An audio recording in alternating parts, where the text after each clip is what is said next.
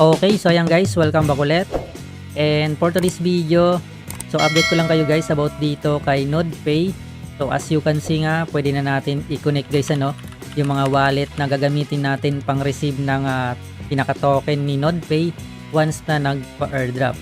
And syempre guys, tuturuan ko kayo kung ano yung wallet na gagamitin natin para i-link dito sa ating NodePay account. Okay? And by the way, congrats nga pala guys sa lahat ng mga kumita kay Grass Airdrop. So as of now guys, pataas ng pataas yung price ni Grass. Yung current price niya is $2.88 at nag all time high na yan sa $3.77.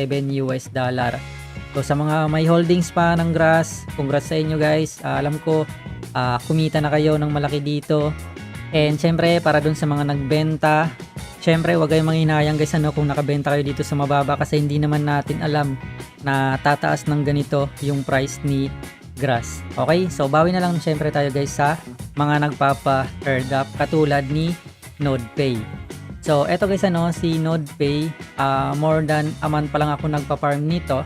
So na-share ko ito guys sa ating Telegram eto nung October 9. So ngayon guys is November 13 so more than a month pa lang ako nagpa-farm dito, and meron na ako ditong naipon na points na more than 100,000 points. Okay, so daily nag-average ako ng 2.6 plus na points, and as you can see guys, solo farming lang ako dito, wala akong earnings sa referral.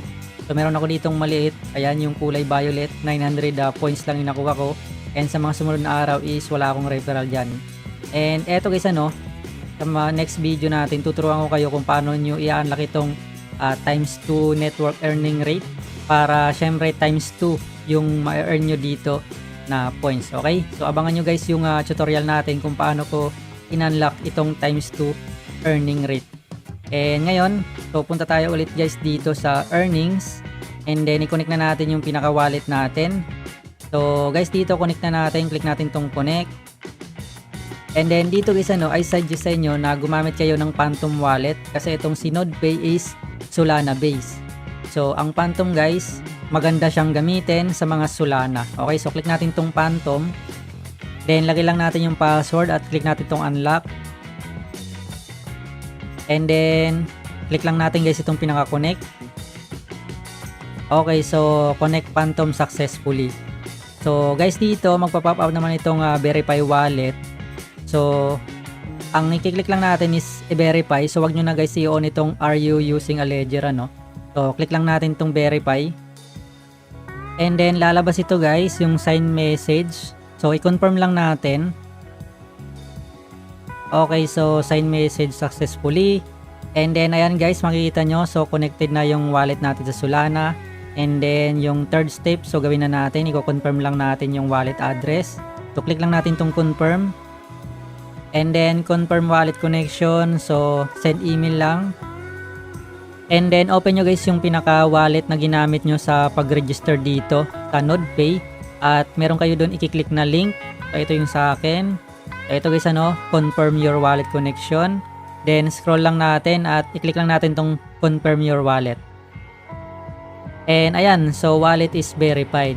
So verified na guys yung pinaka wallet natin sa NodePay. So return to dashboard na lang. Then ayan, check ulit natin guys. Punta tayo dito sa earnings. At ayan, so makita nyo guys, all 3 check na nga So it means verified na yung pinaka NodePay account natin at ready na tayo makareceive ng airdrop. And ayan guys, abangan nyo yung mga susunod na video natin. So gagawin ko ng video yung mga iba pang mining na ginagrind ko. So gagawin ko ng step by step guide yon kung paano siya i-mine and paano rin siya paganahin sa mga mobile phone. Okay? And ayan, so siguro guys hanggang dito lang muna. Thanks for watching, good luck, see you in the next video.